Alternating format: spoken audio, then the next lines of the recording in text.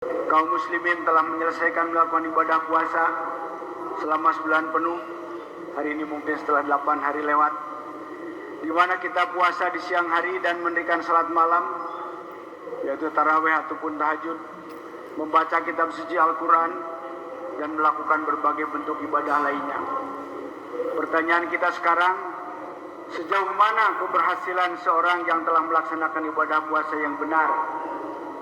Maka dapat dilihat beberapa ciri sebagai dampak yang bisa diterapkan dalam kehidupannya sehari-hari sebagai berikut. Pertama, puasa itu meningkatkan keikhlasan. Kita menyadari bahwa melaksanakan ibadah puasa itu penuh ujian dan godaan. Seperti betapa beratnya melakukan sholat tarawih setiap malam. Biasanya tarawih itu hanya sampai hari kelima atau hari 7 penuh, hari berikutnya sudah mulai kosong karena memang berat. Betapa beratnya untuk bangun sahur. Ada sebagian yang tidak suka sahur. Yang lebih berat lagi kalau melakukan sholat malam, tetapi dengan rasa keikhlasan yang tinggi, disertai kecintaan kepada Allah Subhanahu wa Ta'ala, insya Allah orang yang beriman dapat melakukan puasanya dengan baik. Jadi bagi mereka yang melakukan ibadah puasanya dengan benar, maka keikhlasan kepada Allah Subhanahu wa Ta'ala selepas puasa akan semakin meningkat. Yang kedua, tumbuhnya rasa muraqabatullah. Ada kisah tentang Khalifah Umar yang pada suatu ketika beliau melakukan perjalanan dari Madinah ke Makkah. Di tengah jalan beliau bertemu dengan seorang pemuda yang miskin, pengembala kambing. Umar mencoba keamanahan pemuda yang miskin itu. Pemuda miskin yang tidak terdidik, yang hidup di tengah kampung yang jauh dari kota. Umar berkata kepadanya, "Maukah Anda menjual satu dari kambingmu yang banyak itu?" Pemuda itu dengan tegas menjawab, "Saya bukan pemilik kambing-kambing ini. Saya hanya pengembala." Kemudian oleh Umar dicoba lagi. "Katakan saja kepada tuanmu kalau seekor serigala telah datang memakannya." Tetapi dengan sangat tegas pemuda itu menjawab, "Faina Allah." Artinya lalu di mana Allah? Umar terharu dan menangis mendengar ketegasan pemuda itu.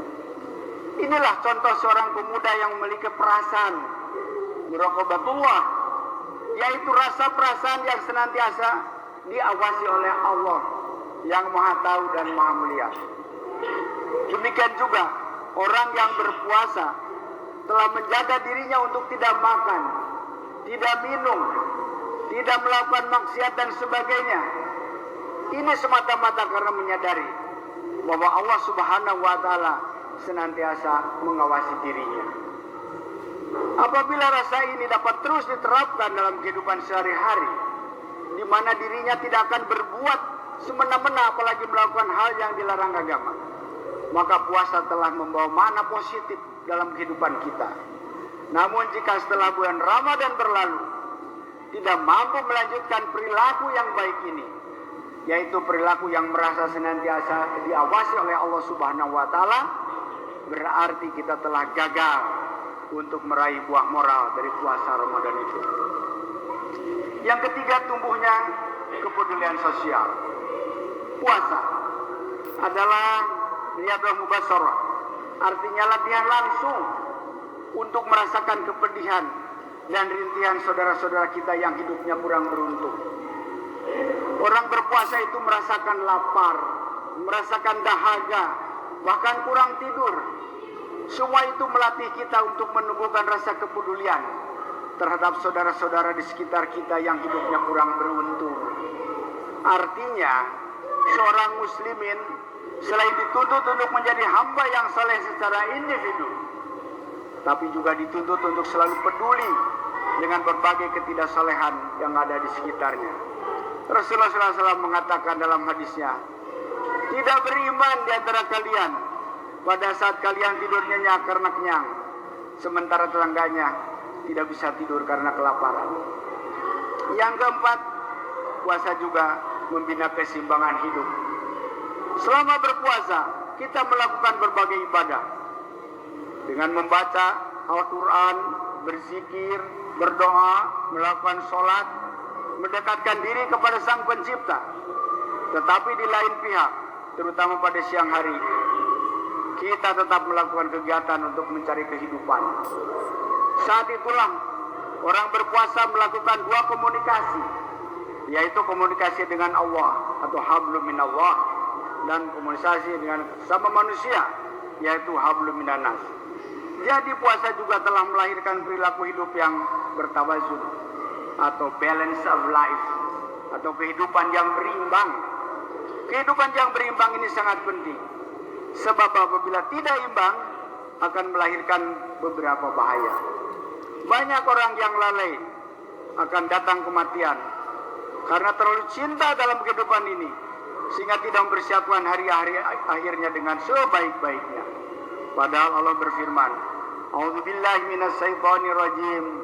Ya ayyuhalladzina amanu taqullaha haqqa tuqatih wa la taqumu illa wa antum muslimun. Hai orang-orang beriman, bertakwalah kepada Allah sebenar-benarnya takwa kepadanya, dan janganlah sekali-sekali kamu mati melainkan dalam keadaan beragama Islam. Yang kelima atau yang terakhir, sukses dengan Lailatul Qadar. Indikasi terakhir berhasil tidaknya puasa kita Ramadan ini adalah, mampukah kita keluar dari Ramadan ini dengan Lailatul Qadar? Mampukah kita keluar dengan kekuatan malam itu? Tetapi apakah kekuatan malam itu?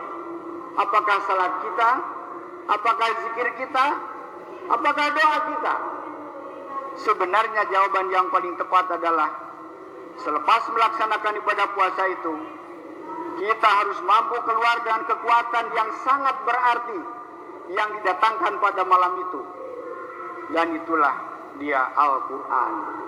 Artinya, setelah berakhirnya Ramadan ini, kita harus melakukan usaha peningkatan kemampuan diri dengan berpedoman kepada Al-Quran. Karena Al-Quran yang juga sebuah petunjuk atau pedoman hidup bagi kita kaum muslimin. A'udzubillahi minasyaitonirrajim. Zalikal kitabul la raiba fihi hudalil muttaqin. Al-Baqarah ayat 2. Kitab Al-Quran ini tidak ada keraguan padanya, petunjuk bagi mereka yang bertakwa.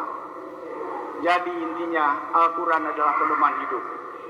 Tetapi hanya segelintir orang yang memahami isi Al-Quran. Bahkan menurut survei tahun 94, Indonesia ini 90% penduduknya beragama Islam, tetapi 85% buta huruf membaca Al-Quran. Bagaimana mungkin Al-Quran bisa menjadi pedoman hidup seorang muslim apabila belum bisa membaca dan memahaminya? Dan banyak di antara kaum muslimin yang meninggal dalam keadaan belum pernah khatam membaca Al-Quran. Barakallahu li wa lakum fil Qur'anil azim, wa nafa'ani wa iyyakum bil ayati wa dzikril hakim, wa taqabbal minni minkum tilawatahu innahu huwas samiul alim. Aqulu qawli hadza wa astaghfirullahal adzim li wa lakum wa lisairin muslimin wal muslimat wal mu'minina wal mu'minat fastaghfiruhu innahu huwal ghafurur rahim.